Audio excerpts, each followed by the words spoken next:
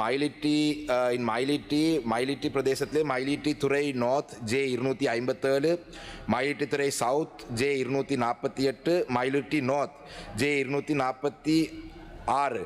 இதிலே மொத்தம் 700 குடும்பத்துக்கு சொந்தமான 556 ஏக்கர் காணி விடுவிக்கப்படாமல் இருக்கின்றது. அதே நேரத்திலே கலைமஹல் பாடசாலையினுடைய மைதானமும் விடுவிக்கப்படாமல் இருக்கின்ற இதே பிரதேசத்திலே.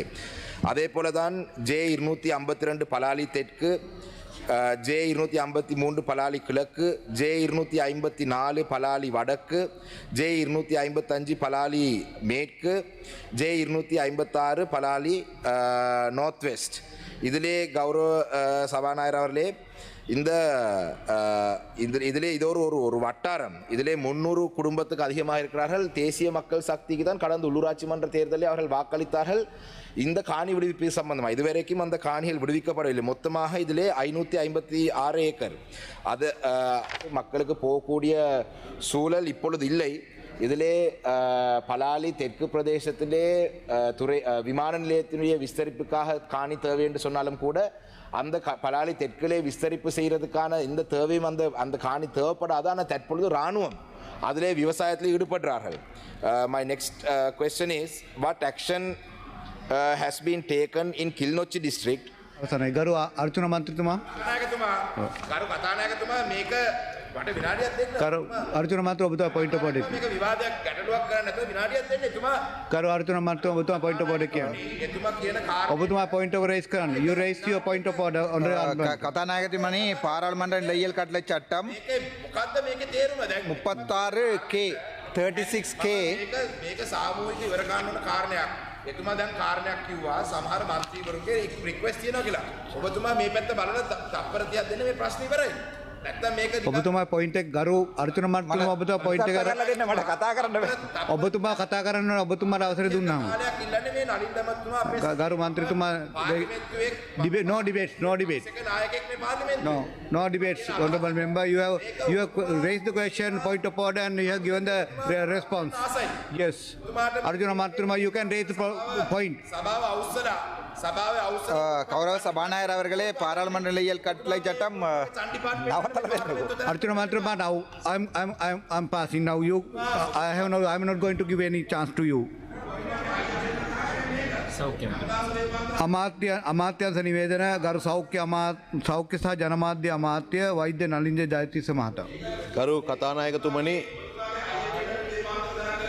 2026 6/26 දින වන්නේ දිස්ත්‍රික් පාර්ලිමේන්තු මන්ත්‍රී ගරු අඩෙක්කල්නාදන් මන්ත්‍රීතුමා විසින් ඉදිරිපත් කරන ලද 27 ප්‍රශ්නයට පිළිතුර මන්නාරම් දිස්ත්‍රික් මහරෝහලෙහි රෝගීන් සඳහා ප්‍රතිකාර කිරීම කාර්යක්ෂමව හා විධිමත්ව පවත්වාගෙන යාම සඳහා CT ස්කෑන යන්ත්‍රයක් මිලදී ගැනීම රුපියල් මිලියන 250ක මූල්‍ය ප්‍රතිපාදන 2026 වර්ෂය සඳහා වන ප්‍රතිපාදන යටතේ ලබා දීමට මේ වන විටත් පියවරගෙන ඇති අතර ඒ සඳහා වන ප්‍රසම්පාදන කටයුතු 2026 4/26 දිනතිව ආරම්භ කර ඇත. ගරු කතානායකතුමනි 2025 මැද භාගයේදී මම මන්නාරම් දිස්ත්‍රික් මහරෝහලට ගිය වෙලාවේ අපේ අධ්‍යක්ෂතුමා සහ ඒ කාර්ය මණ්ඩලය වගේම රෝහල් සංවර්ධන කමිටුවත් මේ ඉල්ලීම ඉදිරිපත් කරා CT ස්කෑන යන්ත්‍රයක් ලබා ගැනීම සම්බන්ධයෙන් 2025 වර්ෂයේදී මුදල් වෙන් කළා තිබුණේ නැහැ. 2026 වර්ෂයේදී මුදල් වෙන් කරා. ඒ අනුව Halawatha district මහරෝහලටත් Mannar මහරෝහලටත් CT scan යන්ත්‍ර මිලදී ගැනීම සඳහා ප්‍රසම්පාදන කටයුතු ලිපි ලේඛන පිළියෙල කිරීම ආරම්භ කරලා තිබෙනවා 2026 4/26. ඒ අනුව තව මාසෙක මාර්ගයෙන් පමණ අපි ටෙන්ඩර් එක ඕපන් කරන්න පුළුවන්. මේ CT ස්කෑන් යන්ත්‍රය මේ වසර අවසන් වීමට ප්‍රථම ලබා දීම තමයි අපේ බලාපොරොත්තුව මන්නාරම් දිස්ත්‍රික් මහරෝහලට. එතුමා අහන ඈ කොටස මන්නාරම් දිස්ත්‍රික්කයේ ජනතාවගේ ජීවිත ආරක්ෂාව තහවුරු කිරීම සඳහා මෙම CT ස්කෑන යන්ත්‍රය 2026 වර්ෂයේ අදාළ ප්‍රතිපාදන භාවිතා කරමින් 2026 වර්ෂයේ දෙසැම්බර් මාසයේ ප්‍රථම ලබා දීමට කටයුතු කරනු ලැබේ. ඒ අනුව අපි ඒ යන්ත්‍රය ලබා දීමට මේ වසරේදී කටයුතු කරනවා. What is your point? 6K Now I have given chance to you but you didn't raise. එයා කෑ ගන්නකොට මම කොහොමද කතා කරන්නේ? මට තප්පර 30ක් දෙන්න. මේ මම 27 දෙකින් ප්‍රශ්න අහලා තියෙනවා. මෙතුමා කරපු ප්‍රශ්නයකින් 27 දෙකින් මාස එකමාරට කලින්. ඒකට තාම උත්තර ලැබිලා නැහැ. එකම ප්‍රශ්න දෙවෙනි සැරේ දාලා තියෙන්නේ. දෙවෙනි සැරේ මෙතුමා දාලා තියෙන්නේ මම දාපු ප්‍රශ්න. ඒකට උත්තර දීලා නැහැ. කවදද ඒක දෙන්න කියලා විතරයි අහන්නේ කතානායකතුමා. වරප්‍රසාද පිළිබඳ I raised the following questions from the Minister of Defence. Despite the end of the armed conflict more than 17 years ago, substantial extents of privately owned civilian lands in the northern and eastern provinces remain under military occupation. The National People's Power, the NPP, in its election manifesto, pledged to expedite the release of military-held civilian lands and facilitate the resettlement of affected communities. The continued occupation of civilian lands and prolonged military presence in civilian areas delay normal civil administration, and it undermines confidence building in the reconciliation process. The release of occupied lands and the demilitarization of the northern and eastern provinces, with military deployment progressively reduced to levels comparable with the rest of Sri Lanka, with deployment, the deployment is quite high, compared to the rest of Sri Lanka, except when genuine national security considerations require otherwise, are essential for reconciliation. What I'm trying to say is, Honourable Speaker, the northern province and the eastern province has a higher military presence. So when there is no operation happening or combat happening, there is no need for that level of military presence just in the north and the east comparatively to the other areas in the country. While I welcome the release of 2 military camps in Batiklo following representations I made at the Parliamentary Consultative Committee on Defence, which was chaired by His Excellency the President as Minister of Defence, many affected communities continue to protest over the slow pace of land releases. Honourable Speaker, I must acknowledge that the Honourable President was able to release 2 military camps held in Batiklo. We are very thankful to him for that. Those camps were released, and we made representations at the Defence Consultative Committee. So the Morakatan-Chena camp and the Paladivatta camp were both released by the President, and we acknowledge it and we thank him for that. However, Honourable Speaker, there are various protests that are happening across the north and the east still pertaining to land release. So will the Minister inform this House, question number 1, the total extent of private and state land occupied by the armed forces in the northern and eastern provinces, district-wise, the extent, locations and dates of lands released since the present government assumed office, the extent of land that remain under military occupation, and the government's timeline for releasing the remaining lands. Question number 2, what actions have been taken to complete the release of civilian land in Valigamam North, where 16 Gramaladari divisions have not been fully released and 3 Gramaladari divisions remain entirely unreleased. Now, Honourable Speaker. மூன்றாவது, மயிலிட்டி மற்றும் பலாலி ஆகிய இடங்களில் நடைபெறும் போராட்டங்கள் தொடர்பாகவும்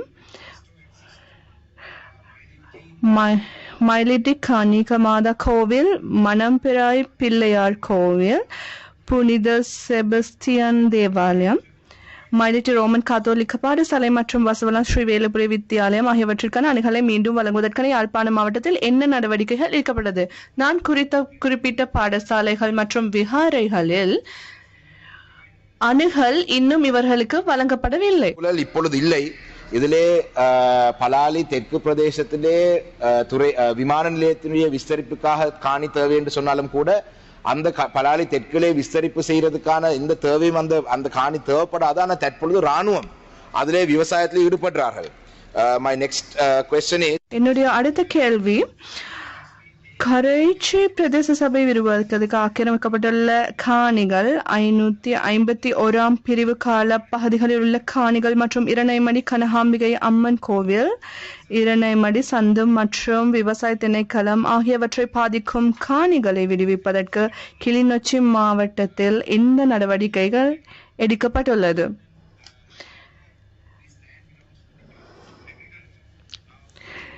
பிரதேச கிளிநொச்சி மாவட்டத்தின் கரைச்சி பிரதேச சபையினுடைய நூலகம் இருக்கின்றது. அந்த பிரதேசத்தை விஸ்தரிப்பு செய்வதற்கு தேவையான காணி இதுவரைக்கும் விடுவிக்கப்படவில்லை. அதே போலதான் இரண்டமடு சந்தியிலையும் கூட விவசாய ஆராய்ச்சி பண்ற, அதாவது இரிகேஷன் ரிசர்ச் அக்ரிகல்ச்சர் ரிசர்ச் இன்ஸ்டிடியூட்டுக்கு சொந்தமான காணியும் இதுவரைக்கும் விடுவிக்கப்படவில்லை. இந்த விடயங்கள் சம்பந்தமாகவும் அமைச்சருடைய பதிலை நான் எதிர்பார்க்கின்றேன். அதே போலதான் இறுதியாக கௌரவ சபாநாயகர்கள் எங்களுடைய கௌரவ ரவிகரன் ஐயா அவர்கள் இந்த விடயம் சம்பந்தமாக ஜனாதிபதியினுடைய ஆலோசனை கூட்டத்தை கடந்த முறையில் பேசினவர். What action has been taken in முலத்தீவு? கோப்பாயில் எஞ்சியுள்ள 59 ஏக்கர் சிவில் காணியை விடுப்பதற்கு முல்லைத்தீவு மாவட்டத்தில் என்ன நடவடிக்கை எடுக்கப்பட்டுள்ளது? பிரதேசத்திலே மொத்தமாக 59.5 ஏக்கர் காணி தனியாருக்கு சொந்தமான 55 பேருக்கு சொந்தமான காணியும் அதே போல இன்னொரு 100 ஏக்கர் 4 பேருக்கு மிடில் கிளாஸ் ஸ்கீமுக்கு வழங்கின இந்த காணிகளும் விடுவிக்கப்படாம இருக்கு. இந்த விடயம் சம்பந்தமாக கௌரவ சபாநாயகர்களே அமைச்சர் ஜனாதிபதியினுடைய ஆலோசனை கூட்டத்திலே கௌரவ ரவிகரன் அவர்கள் கேட்ட பொழுது அதிலே பதில் காணி வழங்கப்பட்டதாக சொல்றார்கள். ஆனால் சீனியர் மோட்டை என்ற பிரதேசத்திலே 44 பேருக்கு தற்காலிகமான இருப்புக்கு தான் காணி வழங்கப்பட்டது.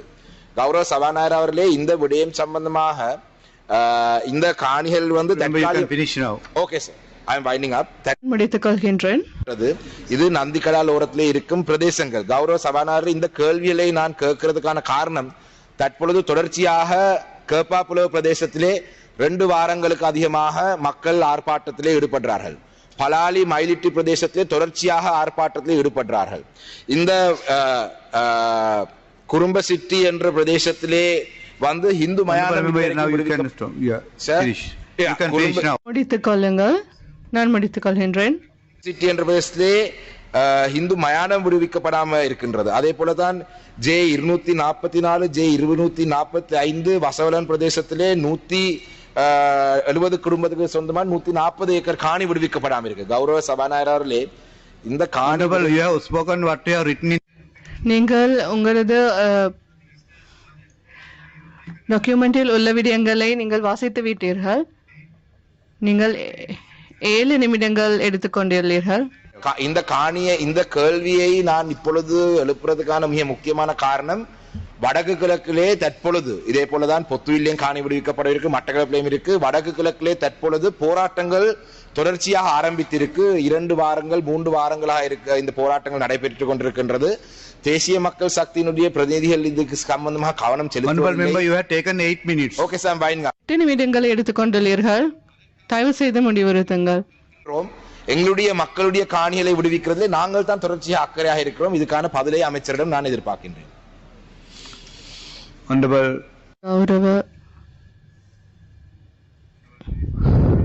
பிரதி அமைச்சர் அல்லது சபை முதல்வர் பதிலுக்காக நான் கால அவகாசத்தை கேட்கின்றேன். அர்ஜுன மாத்த பாயிண்ட்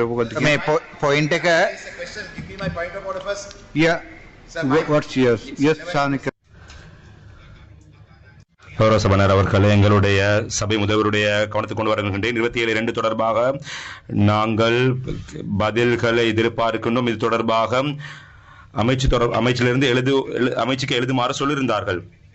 நாங்கள் தொடர்ந்தேச்சா கேட்ட கேள்விகள் அக்ரிகல்ச்சர் தொடர்பாக கேட்கக்கூடிய கேள்விகளுக்கு 2 மாத பின்னர் தான் பதில் கிடைக்கின்றது. எனவே எங்களுடைய கவனத்தை கொண்டு வர விரும்புகின்றேன். ஒரு அமைச்சிடம் நாங்கள் கேட்கும் போது 3-4 அமைச்சுக்களை சேர்த்து எழுத வேண்டாம், சுருக்கமாக எழுதுங்கள் என்று சொன்னார்கள். ஆனால் ஒரு அமைச்சுக்கு நாங்கள் எழுதினாலும் பதில் தாமதமாகத்தான் கிடைக்கின்றது. இன்று அமைச்சர் காலையில் இருந்தார். 27(2)க்காக மிக அவசரமாக பதில் வழங்கப்படுகின்றது. முதலே நீங்கள் சொன்ன பிரச்சனை தான் இருந்தது. அந்த பிரச்சனை அவ்வாறு இருக்கின்றது. ஒரு சில உறுப்பினர்களுடைய ஒரு கோரிக்கை இருந்தது. எதிர்கட்சியிலே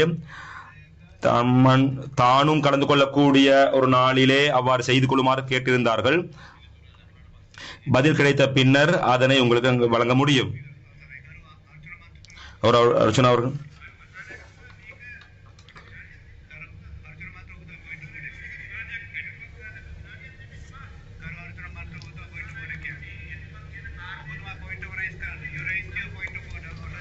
உங்களுக்கு பிரச்சனை கூறுங்கள். 36K 36K මේක සාමූහික ඉවර ගන්න ඕන කාරණයක්. එතුමා දැන් කාරණයක් කිව්වා සමහර മന്ത്രിවරුන්ගේ රික්වෙස්ට් තියෙනවා කියලා. ඔබතුමා මේ පැත්ත බලලා තප්පර 30ක් දෙන්න මේ ප්‍රශ්නේ ඉවරයි. නැත්නම් මේක ඔබතුමා පොයින්ට් එක ගරු අර්චන මන්ත්‍රී ඔබතුමා පොයින්ට් එක කරලා දෙන්න මට කතා කරන්න බෑ. ඔබතුමා කතා කරන්න ඔබතුමා உங்களுக்கு சந்தர்ப்பம் அளித்தால் நீங்கள் பேசுங்கள். விவாதங்கள் இல்லை. கௌரவ உறுப்பினர் அவர்களே, உங்களது ஒழுங்கு பிரச்சனை கூறுங்கள், அதற்கான பதிலை பெற்றுக் கொள்ளுங்கள். கௌரவ அர்ச்சனா உறுப்பினர் அவர்களே, பாராளுமன்ற நிலையியல் கட்டளை சட்டம் நவத்தல வேண்டும். Arjuna Mantrama, now I'm passing. Now I'm not going to give any chance. நான் உங்களுக்கு மீண்டும் சந்தர்ப்பம் வழங்க மாட்டேன். Garu Saukya. அமைச்சு கூற்றுக்கள் கௌரவ நலிந்த ஜெயதீஷ் அவர்கள். கௌரவ சபாநாயகர் அவர்களே, 2026/6/26 வன்னி மாவட்ட பார்லிமெண்ட் உறுப்பினர் அடைக்கலநாதன் அவர்களால் முன்வைக்கப்பட்ட 27/2 கேள்விக்கான பதில். மன்னார் மாவட்டத்தில் வைத்தியசாலையில் நோயாளர்களுக்கு மருந்துகளை வழங்கும் போது சிடி ஸ்கேன் ஒரு இயந்திரத்தை வாங்க தேவை இருந்தது. 2026 ஆண்டு அதற்கு 250 மில்லியன் ரூபாய் தேவைப்பட்டது. கௌரவ சபாநாயகர் அவர்களே, 2025 நடு பகுதி அளவில் மன்னார் வைத்தியசாலைக்கு சென்ற போது எங்களுடைய பணிப்பாளர் அவர்கள், அதே போல அந்த அலுவலர்கள், அதே போல வைத்தியசாலை அபிவிருத்தி குழு இந்த சிடி ஸ்கேன் ஒரு உபகரணத்தை வாங்குவது தொடர்பாக 2025 ஆண்டு அதற்கான நிதி ஒதுக்கீடு செய்யப்படவில்லை. 2026 ஆண்டு நிதி ஒதுக்கீடு செய்யப்பட்டது. அதன்படி அலாவத்த செலாபம் வைத்தியசாலைக்கும் மன்னார் வைத்தியசாலைக்கும் இந்த உபகரணங்களை வாங்குவதற்கு ஆவணங்கள் தயாரிக்கப்பட்டிருக்கின்றது. அதற்கு அமைவாக நாங்கள் இன்னும் சில மாதங்களில் டெண்டரை ஓபன் செய்ய முடியும். இந்த சிடி ஸ்கேன் இயந்திரம் இந்த வருடம் இறுதிக்குள்ளால் வழங்குவதுதான் எங்களுடைய நோக்கமாக இருக்கின்றது. அவர் கேட்கக்கூடிய பகுதி, மன்னார் மாவட்டத்தில் மக்களுடைய பாதுகாப்பை உறுதிப்படுத்துவதற்கு இந்த சிடி ஸ்கேன் இயந்திரத்தை 2026 ஆண்டு ஒதுக்கீடுகளை பயன்படுத்தி 2026 டிசம்பர் மாதத்துக்கு முன்னர் நாங்கள் வழங்க இருக்கின்றோம். எனவே இந்த வருடத்திற்குள்ளால் நாங்கள் அந்த இயந்திரத்தை வழங்குவோம்.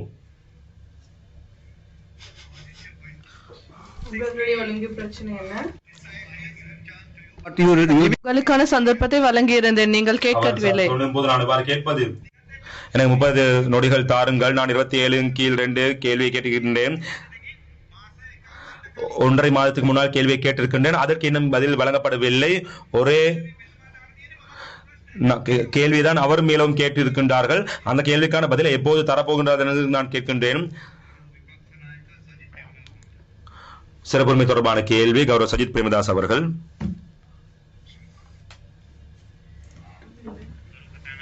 கௌரவ சபாநாயகர் அவர்களே, நிலைக்கட்டளை 27/2 சட்டவிரோதமானது என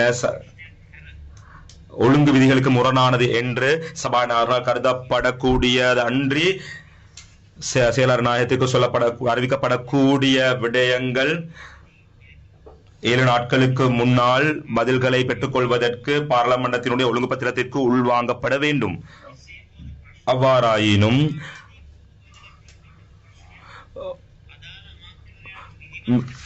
பொதுவான ஒரு முக்கியத்துவம் வாய்ந்த பிரச்சனை ஒன்றை பார்லமெண்டத்தினுடைய எதிர்க்கட்சி தலைவர் அல்லது ஏற்றுக்கொள்ளப்படக்கூடிய ஒரு கட்சி தலைவரால் கேட்க முடியும். அதுதான் நிலை கட்டளையிலே குறிப்பிடப்பட்டிருக்கின்றது. அந்த நிலை கட்டளையின்படி 2026 7ஆம் மாதம் 8ஆம் திகதி என்னால் முன்வைக்கப்பட்ட நீர்கொழும்பு சிறைச்சாலையிலே ஏற்பட்ட அந்த பதற்ற நிலை பற்றிய பிரச்சனை நான் முன்வைத்திருக்கின்றேன். என்னால் முன்வைக்கப்பட்ட இந்த கீழ்வரும் கேள்விகள்: நீர்கொழும்பு சிறைச்சாலையினால் ஏற்பட்ட இந்த பதற்ற நிலைக்கான காரணம் என்ன? அரசாங்கத்தினால் அடையாளப்படுத்தப்பட்டிருக்கின்றதா? அவ்வாறாயின் அதற்கான அடிப்படை காரணம் என்ன? நிலைமையை கட்டுப்படுத்துவதற்கு போலீஸ் விசேட அதிரடிப்படை போலீஸ் இன்னும் ஏனைய பாதுகாப்பு தரப்பினர் ஏவல்கள் வழங்கப்பட்டது யார் மூலம்? அதனை வழங்குவதற்கு இருந்த சட்ட ஏற்பாடுகள் என்ன? அந்த ஏவல்கள் சரியான காலகட்டத்திலே வழங்கப்பட்டதா? இந்த சம்பவத்தின் மூலமாக தற்பொழுது அறிக்கையிடப்படக்கூடிய உயிரிழப்புகள், அதே போல சொத்து இழப்புகள், சேதங்கள் எவ்வளவு? இதற்கு நியாயமான பக்கச்சார்பில்லாத ஒரு விசாரணையினுடைய அறிக்கை இந்த பார்லிமெண்டத்துக்கு முன்வைக்கப்படுமா? ஆளுங்கட்சி முதற்குலாசான், உங்களுடைய பாயிண்ட் ஆஃப் ஆர்டர் என்ன? அவருடைய சிறப்புரிமையா அல்லது 27/2 எதிர்க்கட்சி தலைவர் எதை முன்வைக்கின்றார்? அவர்கள் இதனை முன்வைத்தார்களாம், அவர்களுடைய சிறப்புரிமை மீறப்பட்டது என்று அவர்கள் சொல்கின்றார்கள். அவருடைய சிறப்புரிமை மீறப்பட்டிருக்கின்றது. இதில் இருக்கக்கூடிய விடயங்களை உங்களுக்கு வாசிக்க முடியும். நான் சபாநாயகருக்கு முன்வைக்கப்பட்டதை தான் நான் வாசிக்கின்றேன். இந்த சம்பவம் தொடர்பாக நியாயமான அதே போல பக்கச்சார்பு இல்லாத ஒரு விசாரணை செய்யப்பட்டு அதனுடைய அறிக்கை இந்த பாராளுமன்றத்திற்கு முன்வைக்கப்படுமா? இதில் உயிரிழந்த கைதிகளுக்கு அதே போல உத்தியோகத்தர்களுக்கு அரசாங்கம் நஷ்டஈடு வழங்குவதற்கு ஏற்பாடுகள் செய்திருக்கின்றார்களாம். குறிப்பாக கைதிகளுடைய குடும்பங்கள் அதே போல உத்தியோகத்தர்களுடைய குடும்பங்களை நான் இந்த சந்தர்ப்பத்தில் குறிப்பிட விரும்புகின்றேன். சிறைச்சாலை திணைக்களத்திலே ஒரு நிலையான ஒரு பணிப்பாளராக இல்லாத காரணத்தினால் இந்த நிலைமைகள் ஏற்பட்டுள்ளது என்பதையும் சன நெரிசலை கட்டுப்படுத்துவதற்கு எந்த விதமான நடவடிக்கையும் எடுக்காததுதான் இந்த சம்பவத்திற்கான காரணமா என்று நான் கேட்க விரும்புகின்றேன். வெலிக்கட, மகர, மீகமுவ, நீர்கொழும்பு போன்ற சிறைச்சாலைகளில் இவ்வாறான பாரிய நிலைமைகள் அறிக்கையிடப்படுவதை கவனத்திற்கொண்டு அந்த கைதிகளுடைய உயிர் பாதுகாப்பை கவனத்திற்கொண்டு இதற்கு அரசாங்கம் மேற்கொள்ளக்கூடிய தேசிய ரீதியான நடவடிக்கை என்ன? சபையோ தீர்ப்பு வேலை பிரேரணை பிரேரணையிலே முன்வைக்கப்பட்டது என்ற காரணத்தின் அடிப்படையில் இந்த விடயங்கள் இன்று எனக்கு முன்வைக்கப்பட்டது நிராகரிக்கப்பட்டிருக்கின்றது. மேயுடைய அந்த விடயங்களை கருத்திற்கொண்டு இதனை ஒரு சிறப்புரிமை மீறலாக கருத்திற்கொண்டு நிலைக்கட்டளை 27/2 ஒரு கட்சி தலைவர் அவருக்கு ஒரு அவசர நிலையை கருத்திற்கொண்டு அதே போல காலத்தின் தேவையை கருத்திற்கொண்டு அந்த கேள்வியை முன்வைக்கப்படுவதுடைய தேவையை கருத்திற்கொண்டு என்னால் முன்வைக்கப்பட்ட கேள்வி அரசியல் ஒரு விவாதத்திற்கு அல்ல, மாறாக இந்த நீர்கொழும்பு சிறைச்சாலையிலே ஏற்பட்ட நிலைமை தொடர்பாக தரவுகளை கேட்பதற்கும் சபையொத்துழைப்பு வேலை பிரேரணையினுடைய சாதாரண விவாதம் அதே போல தரவுகளை வேண்டுவதனுடைய விடயங்களை கருத்திற்கொண்டு உண்மையிலே இந்த இரண்டுக்கும் இடையில் ஒரு வித்தியாசம் இருக்கின்றது. அதனை அரசாங்கத்திற்கு சரியான வழிமுறை இல்லாததாக இருக்கின்றது. 2026/7 நடைபெற்ற விவாதத்தின் போது விடயத்துக்கு பொறுப்பான அமைச்சரினால் முன்வைக்கப்பட்ட விடயங்கள் என்னால் முன்வைக்கப்பட்ட கேள்விகளுக்கு சரியான பதில் முன்வைக்கப்படவில்லை. எனவே மேற்குறிப்பிட்ட காரணத்தினால் கேள்வி நிராகரிக்கப்பட்டிருக்கின்றது. நேற்றைய தினம் மாலை நிராகரிக்கப்பட்டிருக்கின்றது. எதிர்க்கட்சி தலைவர் என்ற வகையில் பாராளுமன்றத்தினுடைய பணிகள் அதே போல சிறப்புரிமை மீறப்படுவதனால் இவ்வாறான விடயம் முன்வைக்கப்படுகின்றது. மக்களுக்கு தகவல் அறியும் உரிமை இங்கே மீறப்படுகின்றது. பாராளுமன்ற சிறப்புரிமை மீறல் தொடர்பான விடயங்களை கருத்தில் கொண்டு பாராளுமன்றத்தினுடைய விவாதித்தல் பேசுதலுடைய சுதந்திரம் இருக்க வேண்டும், அது மீறப்பட்டிருக்கின்றது என்பதையும் நான் இந்த சந்தர்ப்பத்திலே கூறிக்கொள்ள விரும்புகின்றேன். உண்மையிலே அங்குனுக்குள்ள பேலஸ் வெலிக்கடை என்ன நடக்கப்பட்டது எங்களுக்கு தெரியாது. எனவே தொடர்பாக தேடி பார்த்து தேவையான நடவடிக்கை எடுக்குமாறு கேட்டுக்கொள்கின்றோம். நான் இதனை சரி தவறான ஒரு வழிமுறை இந்த நடைபெற்றிருப்பது பார்லமெண்டத்தில் இருக்கக்கூடிய ஏற்றுக்கொள்ளப்பட்ட ஒரு நடைமுறை தான். சபை ஒத்துழைப்பு வேலை பிரேரணை முன்வைக்கப்பட்டதன் பின்னர் ஒரு வருட காலம் வரைக்கும் அதற்கான சில பதில்கள் வழங்கப்படாமல் இருந்திருக்கின்றது. நேற்றைய தினம் நாங்கள் 2 மணித்தியாலங்கள், உண்மையிலே 1.5 மணித்தியாலம் வழங்கப்பட்டிருக்கின்றது. நாங்கள் 3 மணித்தியாலம் வழங்கினோம். அதிலே விவாதித்தோம். அதிலே விவாதித்ததன் பின்னர் இன்று நடைபெற்றிருக்கக்கூடிய விடயம் என்ன? இன்று பார்லமெண்டத்தினுடைய உறுப்பினர்களுடைய சிறப்புரிமை என்பது பேச்சுரிமை தான், பேச்சிற்கான சுதந்திரம் தான். அது 225 பேருக்கு வழங்கப்பட வேண்டும் என்பதனால் ක්‍රියාවට නගන්න ඉතාම ප්‍රජාතන්ත්‍රවාදී පිළිගත් ක්‍රමවේදයක් හදලා තිබෙනවා. එක තේරුම් ගන්න බැරි එක සහ එක දැනුවත් උල්ලංඝනය කරන එක. அதனால் 224 பேர் இது சிறப்புரிமைகள் தான் இது எஞ்சுகின்றது. ஆகவே இது முற்றிலும் தவறு. கௌரவ தவிசாரிடம் சபாநாயகரிடம் கேட்பது இது பற்றி விசாரிக்க வேண்டும். சிறப்புரிமையின் கீழ் ஏதேதோ விடயங்களையும் தான் நினைத்த விடயங்களை இங்கே முன்வைக்கலாம். ஆகவே நீங்கள் 224 பேரினதும் சிறப்புரிமைகளை கவனிக்க வேண்டும். நீங்கள் ஊடகங்களுக்கு எதையும் கூறலாம். இது ஒருபோதும் இப்படியான மீறல்களை இடம்பெறுவதற்கு நீங்கள் வழிவகை செய்ய வேண்டாம். ஆகவே இவர்கள் சிறப்புரிமைகளை மீறுகின்றார்கள். இவர்கள் ஆகவே கருத்து சுதந்திரம் என்ற பெயரில் இவர்கள் தவறான முன்னுதாரணத்தை வெளிப்படுத்துகின்றார்கள். எதிர்க்கட்சி தலைவர் அவர்கள், கௌரவ சபாநாயகர் அவர்களே, சபை முதல்வர் திசை திருப்பும் முகமாகத்தான் எனது கருத்துக்கு அவர் எதிர்கருத்து தெரிவித்தார்.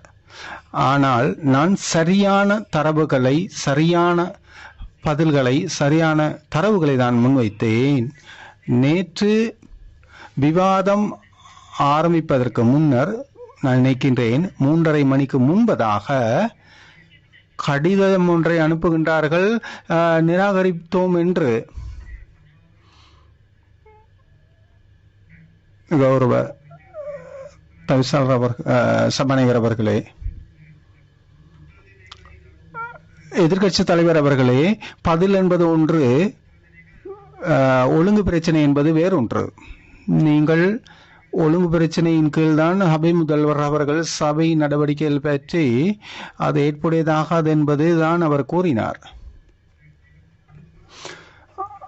ஆனால் தங்களது ஒழுங்கு பிரச்சனை என்ன? கௌரவ சபாநாயகர் அவர்களே, உங்களது சிறப்புரிமை பிரச்சனை என்னவென்று நீங்கள் கூறினீர்கள். அதை பற்றி நாங்கள் தேடி பார்க்கின்றோம்.